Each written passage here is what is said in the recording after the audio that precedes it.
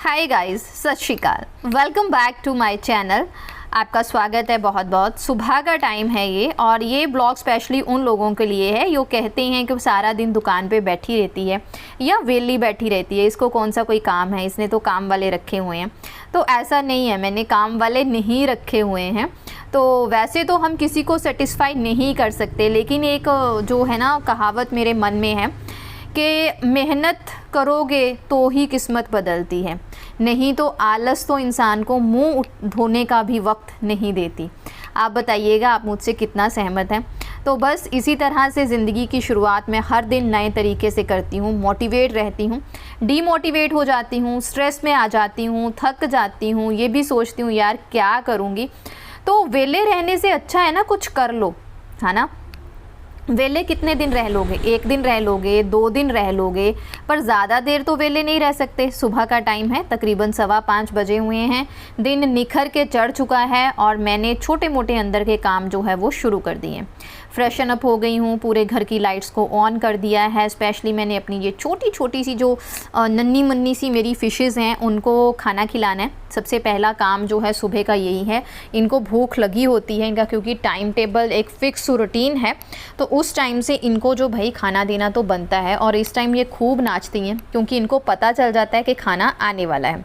और ये छोटी छोटी एक्टिविटी करते हुए मैं भगवान को याद करती हूँ, भगवान की नियामत जो भगवान ने हमारे लिए किया है उनका शुक्रिया करती हूँ। और बस भगवान से प्रे करती हूँ कि बाबा जी अज दा दिन ऐदा दा लियावी कि मोटिवेट रवां ते कुछ अच्छा करा। और ये डोसा बैटर बनाया था मैंने संडे को, और ये मंडे का व्लॉग है गाइस, मंडे का व्लॉग मैंने आपको शेयर कर रही हूँ मैं आज। डोसा बैटर बहुत ही अच्छे से बन के रेडी हुआ था। उसके बाद शुरुआत कर रही हूँ अपनी फ़र्स्ट जो मेरी चीज़ होती है जो मैं इनटेक करती हूँ सुबह उठ के, वो है आजकल wheat grass juice. Wheat grass juice आपके लिए बहुत अच्छा है, आपके लीवर को डिटॉक्स करता है, आपकी बॉडी को डिटॉक्स करता है, टॉक्सिन्स जो है आपके बाहर निकालता है, और भी बहुत सारे रीज़न्स जो आपकी बॉडी में प्रॉब्लम क्रिएट करते हैं उनको दूर करने में आपकी हेल्प करता है। बस थोड़ा सा टहलने के बाद मैंने यहाँ पे अपना योगा शुरू कर दिया है। तकरीबन 5:35 तक जो है वो मैं आराम से अपना योगा करने बैठती हूँ, और 6:15 6:30 के अकॉर्डिंग जो है वो उठती हूँ। थोड़ा सा योगा यहाँ बाहर वाली बालकनी में करती हूँ, जैसे प्राणायाम हो गया, पूरा सूर्य नमस्कार हो गया, अपना कपालभाति हो गया, लंबी लंबी सांस लेना हो गया, या आनंद मुद्रा हो गया। ऐसी चीज़ें जो यहाँ पे टाइट जगह में की जा सकती हैं वो मैं यहाँ पे कर लेती हूँ। फिर उसके बाद जो है वो मैं खुली जगह देखती हूँ और बाकी योगा आसन्स वहाँ पे करती हूँ, वो भी आपके साथ किसी दिन शेयर करूँगी। अगर आप स्ट्रेस में हैं, डिप्रेशन में हैं, ऐसा कुछ आपको प्रॉब्लम है जो आपके मेंटल हेल्थ को इफ़ेक्ट कर रहा है, तो आप आनंद क्रिया करें, ये आपके लिए बहुत ही अच्छी रहती है। और बस उसके बाद पौधों को पानी देना है। पौधे बड़े हो गए हैं, है ना, खिल गए हैं, बहुत ही प्यारे लगते हैं। इनको देख के ना रूह जो है वो मेरी खुश सी हो जाती है। Welcome back to our channel. कहिए कैसे हैं आप। तो मेरी सुबह की शुरुआत हो गई है, सब कुछ मेरा अपना सेल्फ केयर हो गया है, योगा हो गया। और यहाँ पे बाबूजी अभी उठने का नाम नहीं ले रहे। दिस इज़ अराउंड 6:30, और एक्चुअली इस बालकनी में जगह कंजस्टेड है, तो वही योगास होते हैं जो सिर्फ बैठ के होते हैं। तो मुझे 1-2 करने हैं जो खड़े होके होते हैं, तो वो मैं दूसरी साइड जाके करूँगी। और उसके बाद हम जाएंगे किचन में और काम शुरू करेंगे। आज ज़्यादा काम है नहीं है, थोड़ा बहुत ही है, तो मैं इतना टेंशन नहीं ले रही उस चीज़ का। आप उठेंगे? क्यों स्कूल नहीं जाना आपको? खुशी गुड मॉर्निंग।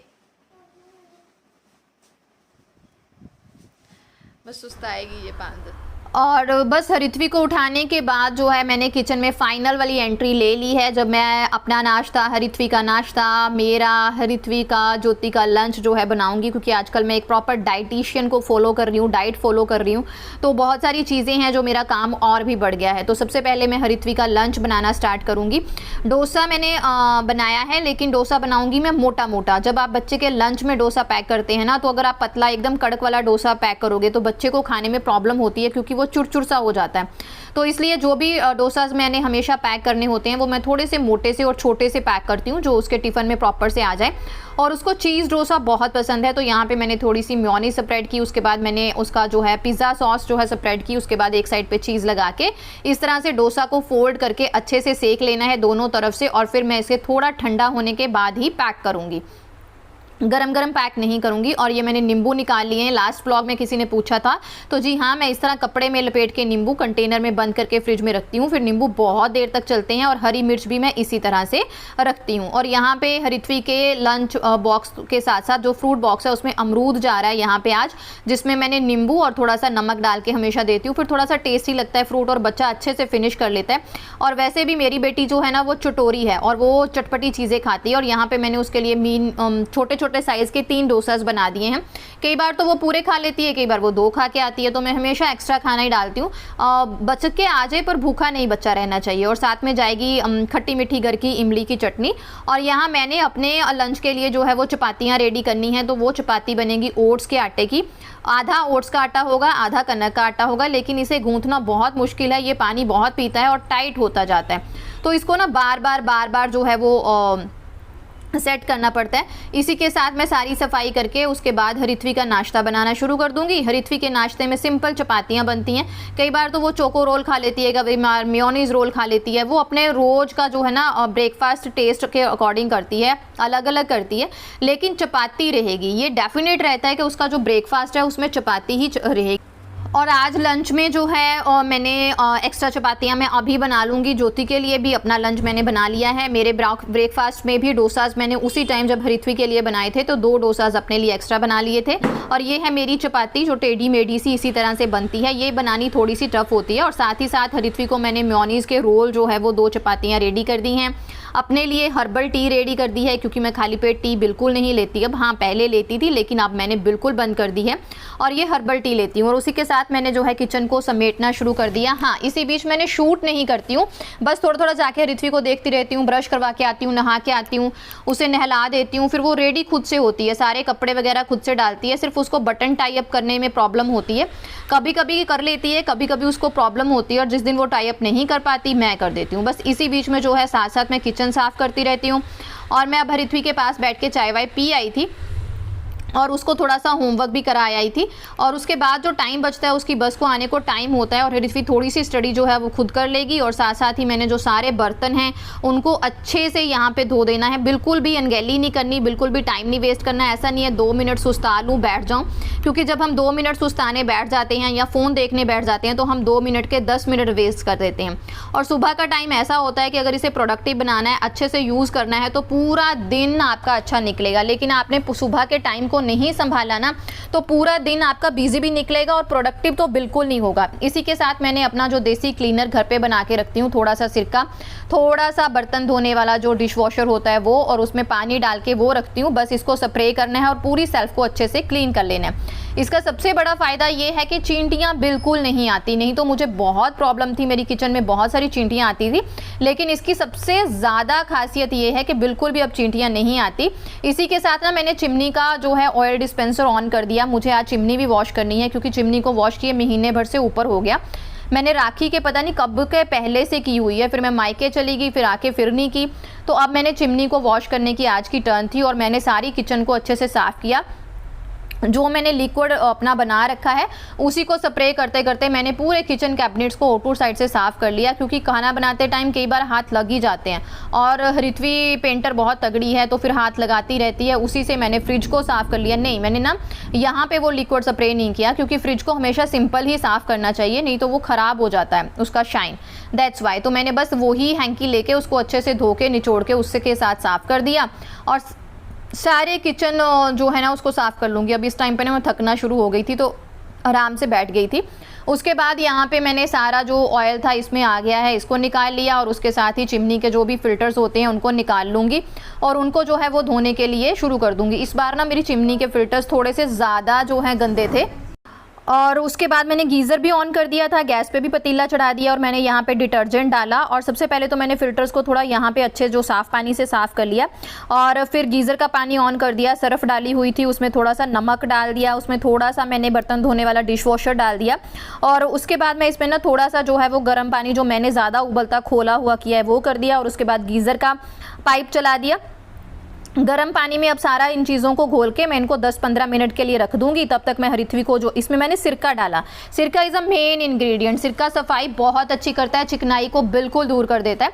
और इसी बीच में हरिथवी को जो है वो बस तक ड्रॉप कराऊंगी, उसको छोड़ आऊँगी और इसको 10-15 मिनट जो है ना वो भीगे रहने दूंगी। फिर जो होता है ना सफाई ईजिली होती है। तो हरिथवी को छोड़ के मैं आ गई थी। देखिए सारे काम मुझे अकेली को करने हैं, तो इसलिए मैं अगर ढीठ बन के बैठ जाऊंगी तो कुछ नहीं होगा, है ना। तो हिम्मत तो रखनी पड़ेगी, तो मेहनत तो करनी पड़ेगी भाई। तो मैंने यहाँ पे अच्छे से जो है स्पॉन्जेस वगैरह इन कामों के लिए अलग से रखे हैं, उनसे रगड़ रगड़ के सारी चिमनी को साफ़ कर देना है। हाँ, तारपीन का तेल जो होता है ना उससे भी चिमनी बहुत अच्छी साफ़ होती है, लेकिन इस बार मेरी चिमनी थोड़ी ज़्यादा गंदी हो गई थी, तो मुझे तसल्ली सी नहीं आती, पूरा अंदर से गंद निकालना होता है। और ये मैंने एक ब्रश रखा हुआ है बारीक सा, जो ब्लीच के लिए ब्रश मिलता है मार्केट में, या फेस पैक लगाने के लिए पतला सा मिलता है, ये 10 रुपये में, और हर बार मैं नया ही लेती हूँ।